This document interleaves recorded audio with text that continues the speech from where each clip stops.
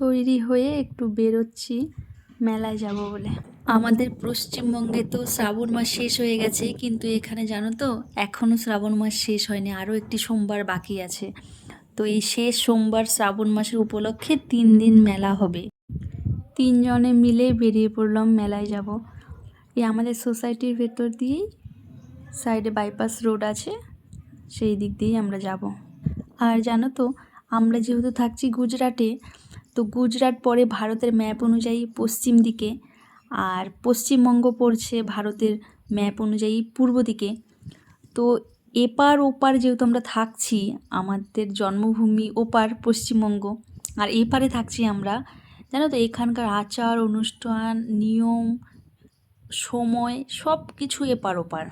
তো ওই যে দূরে দেখা যাচ্ছে মেলা, আর এই যে সাইডে এখন দেখতে পারবে মন্দিরটি, যে মন্দিরটি দেখা যাচ্ছে উঁচুতে, এই মন্দিরটাতে আমরা প্রায়ই আসি।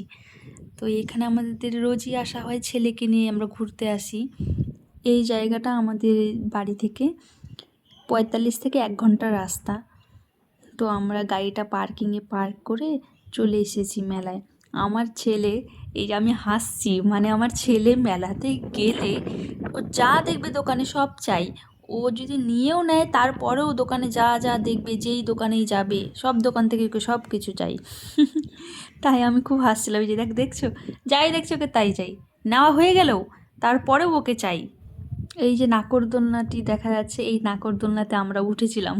নাকরদোলনাতে উঠে সেই ভয় লাগছিল, অনেক মেলার প্রথম দিন, তাই কত ভিড় দেখো, ওই দূরে দেখা যাচ্ছে অনেক ভিড় মেলাতে।